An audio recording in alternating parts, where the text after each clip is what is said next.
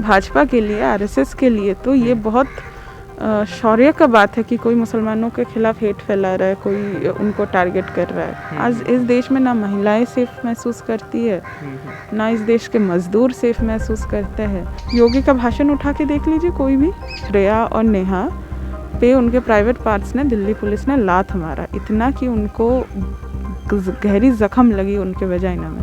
Love जिहाद जैसा बकवास चीज़ भाजपा और आरएसएस ने इस देश में एक नफ़रत का माहौल इस देश में बनाया है मुसलमानों के खिलाफ। कोई भी उनको अवार्ड दिया जा रहा है, जो हेट स्पीच फैला रहे हैं उनको मिनिस्टर बना दिया जा रहा है। किसी का घर जलाया गया, किसी का घर रौंदा गया।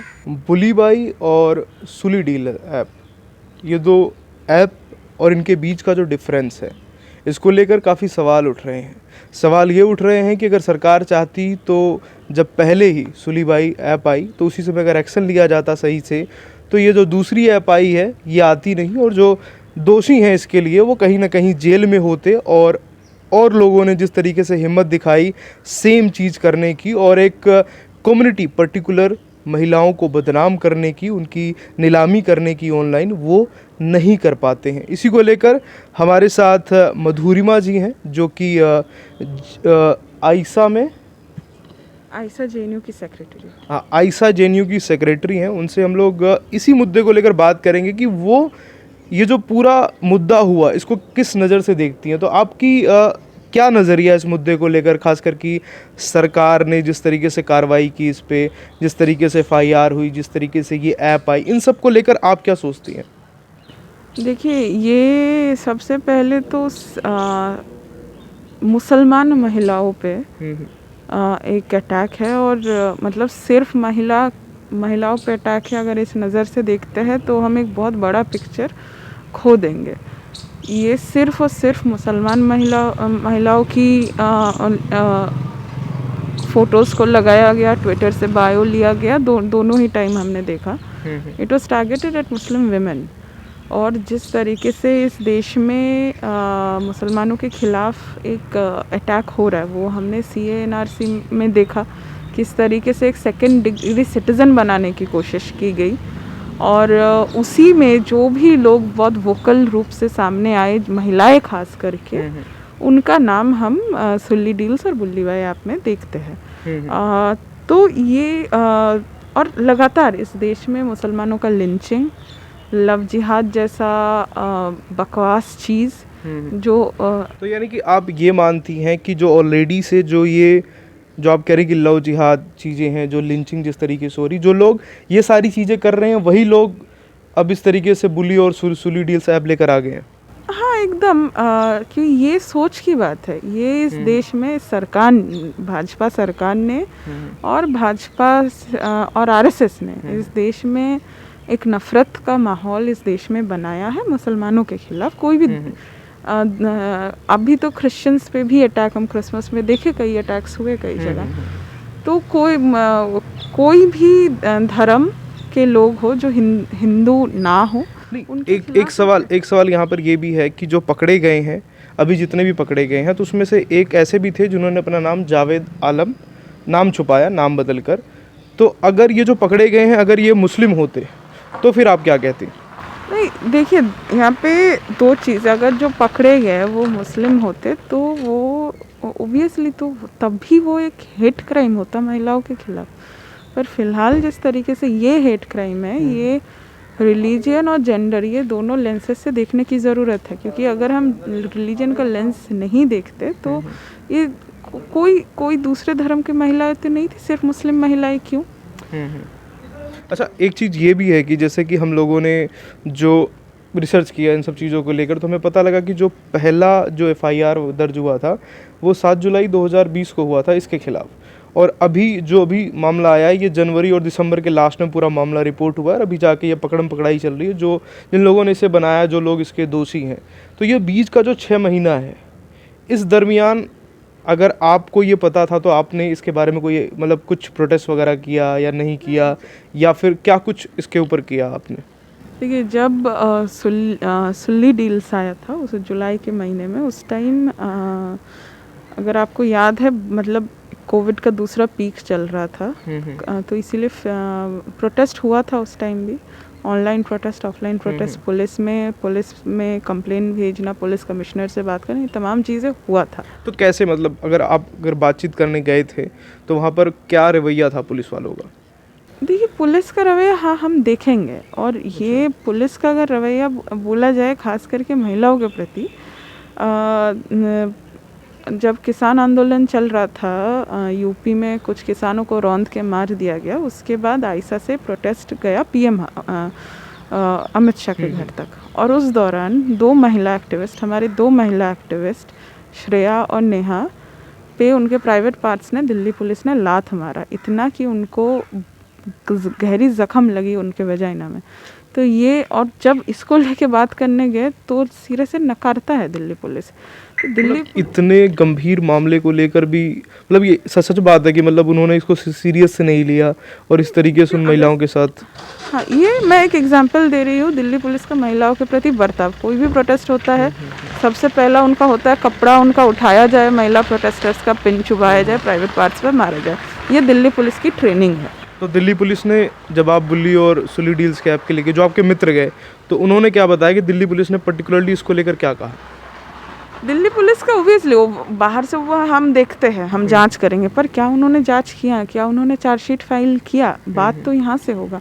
और सिर्फ पुलिस का बात नहीं है यहाँ पे, दोनों ही ऐप, जेठअप एक ओपन सोर्स वेबसाइट है, वहाँ पे लोग अपना कोड लिखते हैं अलग अलग सॉफ्टवेयर यूज़ करके, तो कोई भी वहाँ पे अकाउंट खोल सकता है, ठीक है, और वहाँ पे वो कोड्स अपलोड कर सकते हैं। तो क्या उसको रेगुलेट करने का कुछ उपाय सरकार ने निकाला? एक केस हमारे सामने आया, क्या उसके बाद सरकार ने गिटहब और अन्य ओपन सोर्स प्लेटफॉर्म्स को रेगुलेट करने का कुछ सोचा?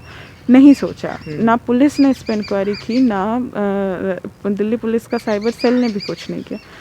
और हेट, जहाँ तक हम ये एक तरीके का हेट है, ठीक है, और हेट की अगर हम बात करें तो हेट स्पीच, भाजपा में योगी का भाषण उठा के देख लीजिए कोई भी, आप यहाँ पर जब सीए का प्रोटेस्ट हो रहा था दिल्ली में, अनुराग ठाकुर का भाषण देख लीजिए, तो इन सब पे क्या कार्रवाई हो? अनुराग ठाकुर तो मिनिस्टर बन के बैठे। अच्छा, तो आपका ये भी कहना है कि अगर ये जो हेट स्पीच देते हैं नेता लोग, आपने योगी का भी नाम लिया, अनुराग ठाकुर का भी नाम लिया, मैं एक नाम और जोड़ देता हूँ, कपिल मिश्रा, ठीक है, तो ये जब लोग देते हैं, तो अगर इन पे उस समय कार्रवाई हो जाती तो ये बुल्ली और सुली डील्स ऐप नहीं आती, ऐसा कुछ?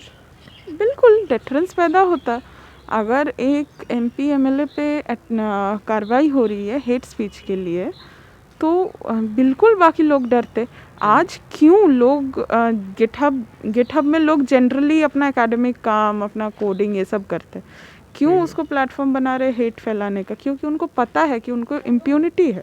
जो मॉब लिंच कर रहा है उनको माला पहनाया जा रहा है, उनको अवार्ड दिया जा रहा है। जो हेट स्पीच फैला रहे हैं उनको मिनिस्टर बना दिया जा रहा है, कहीं किसी को टिकट दे दिया जा रहा है। तो ये इम्यूनिटी, मतलब एक स्टेट स्पॉन्सर्ड इम्यूनिटी, ये इनको पता है कि हम कुछ भी कर लेंगे, अगर जब तक वो मुसलमानों के खिलाफ हो हमको कुछ नहीं हो सकता। यानी कि भाजपा सरकार में मुसलमानों के खिलाफ कुछ भी होगा तो उन्हें कहीं ना कहीं गवर्नमेंट से और जो उनकी पार्टी उससे कोई इम्यूनिटी दी गई है, जिससे इनको ये लगता है कि हम कुछ भी करेंगे तो हमें एकदम प्रोटेक्टेड है और हमारे ऊपर कोई कार्रवाई या फिर जल्दी कार्रवाई नहीं होगी, ये कहना चाह रहे हैं आप? हाँ बिल्कुल, और इसके लगातार एग्जाम्पल्स हम देख रहे हैं। तो अभी जो पकड़े गए हैं, क्योंकि अभी तो कार्रवाई हुई है, मुंबई पुलिस ने, दिल्ली पुलिस ने छापेमारी की है, लोगों को पकड़ा भी है, मुंबई पुलिस की भी तारीफ हुई है, दिल्ली पुलिस की भी तारीफ हुई, तो आप क्या देखती हैं कि अभी जो पकड़े गए हैं 90 दिन बाद चार्जशीट वगैरह भी अंदर दायर होने का पूरा वो प्रोसीजर है, तो क्या अब इंसाफ मिलेगा और आने वाले समय में ऐसी ऐप नहीं आएंगी? देखिए, अगर इनको स्ट्रिंजेंट एक्शन इनके खिलाफ होता है तभी एक डिटरेंस पैदा होगा, तभी दूसरे जो ऐसे सोचते हैं कि हम कुछ भी कर सकते हैं उनके मन में एक डिफरेंस पैदा होगा। पर बात सिर्फ इस पर्टिकुलर केस में जस्टिस की बात है नहीं। अगर सही मायने में जस्टिस चाहिए तो तमाम हेट फैलाने वाले लोगों की अरेस्टिंग होनी होगी, वो प्रज्ञा ठाकुर से लेकर अनुराग ठाकुर सबके ऊपर कार्रवाई होनी पड़ेगी, सबकी और जस्टिस हर एक केस में जब मिलेगा सही मायने में डिफरेंस तब पैदा होगा। एक अनुराग ठाकुर तो बच गया ना, ये एक बहुत हाँ, पूरे इंटरनेशनल मीडिया से लेके सारी जगह बहुत हाहाकार मचा, तो कुछ अरेस्टिंग्स कर दिए। पर बात यहाँ पे नहीं है ख़त्म होता है ना। हम असम में देखे, मणिपुर में देखे किस तरीके से मुसलमानों को टारगेट करके किसी का घर जलाया गया, किसी का घर रौंदा गया। तो ये तो क्या आप ये भी एक कुछ ऐसा कुछ कहना चाहती कि अगर इस समय कांग्रेस की सरकार होती या फिर वो सरकार होती जो मुसलमानों के खिलाफ अगर कुछ भी हो रहा, अगर प्रोएक्टिव एक्शन लेती कि उसको रोकने के लिए, तो इस तरीके की जो चीज़ें हैं नहीं होती। खास करके जैसे जो मिनिस्टर्स हैं, आप कहेंगे जो ऐसे स्पीच देते हैं, अगर ये ऐसी स्पीच नहीं देते तो ये नौबत ही नहीं आती। हाँ, मैंने अगर हम सबको देखे कि कोई क्राइम हो रहा है और उस क्राइम को क्राइम समझ के जस्टिस दिया जा रहा है, उस चार्जशीट फाइल हो रहा है, वो कोर्ट में जा रहा है, तो डेटरेंस इसी से पैदा होता है। ठीक है, तो डेटरेंस आप 10,000 में से एक केस में आप 4 महीने का जेल करके आप डेटरेंस तो नहीं पैदा कर सकते। ये तो सिर्फ एक केस नहीं है। इसे मुसलमानों के खिलाफ, मुसलमान महिलाओं के खिलाफ हेट का कई केसेस है, कई इंस्टेंसेस है। कितनों में चार्जशीट फाइल हुआ, कितना केस आज कोर्ट में है, कितने केसेस में जस्टिस मिला है। डेटा क्या कहता है? तमाम केसेस में पिछले 7 साल में पहला चार्ज, वो भी अभी अरेस्टिंग हुआ है।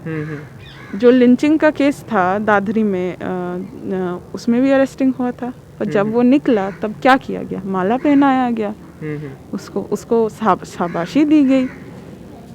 तो क्या तो ये भी निकल जाएगा? क्या इसमें भी हो सकता है, मतलब जो एकदम क्यों नहीं हो सकता? क्योंकि यही एग्जाम्पल हमारे सामने है। कल का ये लोग जब जेल से बाहर निकलेंगे तो इनको भी माला पहनाई जाएगी। एकदम हो सकता है, क्योंकि भाजपा के लिए, आरएसएस के लिए तो ये बहुत शौर्य का बात है कि कोई मुसलमानों के खिलाफ हेट फैला रहा है, कोई उनको टारगेट कर रहा है। ये तो शौर्य की बात है उनके लिए। तो एकदम हो सकता है। इसीलिए जब तक ये अंजाम तक नहीं पहुंचता ये केस, तब तक हम नहीं बोल सकते कि सही मायने में कोई जस्टिस हो रहा है।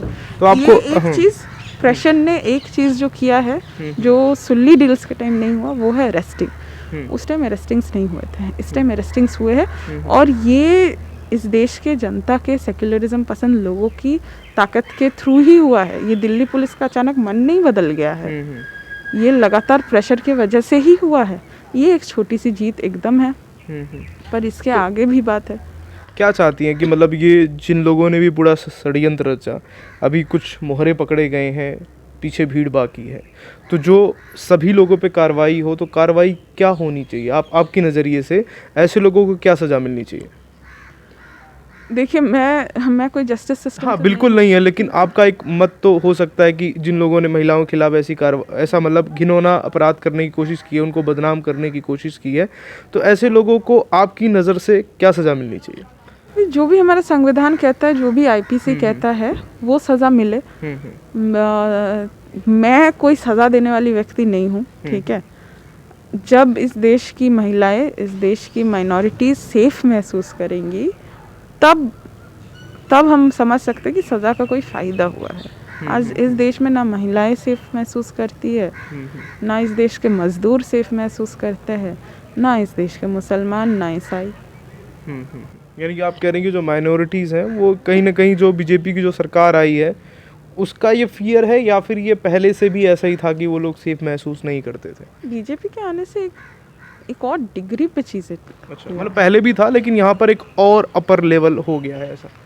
जी, ठीक ठीक ठीक। तो ठीक है, तो यही सारी चीज़ें जो हम लोगों ने इनसे कई सारे सवाल भी किए और इन्होंने अपना ओपिनियन भी रखा बुली डील और सुलीबाई ऐप को लेकर, और आपने भी सुना क्या कुछ था मधुरिमा जी का ओपिनियन, और आपका क्या ओपिनियन है? क्या आप भी कुछ इसी तरीके से सोचते हैं कि जो सरकार है, सरकार के आने से उनके जो मिनिस्टर्स हैं, जो नेता हैं, इस तरीके की हेट स्पीच देते हैं, हेट को समाज में फैलाते हैं, जिसकी वजह से इस तरीके के जो कॉलेज में जो बच्चे पढ़ रहे हैं, बीसीए जैसे कोर्स में एडमिशन लिया हुआ है, और अभी 18 से कुछ ऊपर ही हैं, 20, 21, 22, 23, 24, 25 साल की रेंज में ये सारे बच्चे हैं, और ये इस तरीके का अपराध करते हैं, तो क्या ये उन्हीं की वजह से हो रहा है? क्या इन पर कार्रवाई होने से पहले अनुराग ठाकुर, क्योंकि सुप्रीम कोर्ट ने अपना एक फ़ैसला दिया है, हाई कोर्ट ने अपना एक फ़ैसला दिया है उनकी स्पीच को लेकर, लेकिन जिस तरीके से मधुरिमा ने जो आवाज़ उठाई है, तो क्या ऐसे नेताओं पर पहले कार्रवाई होनी चाहिए?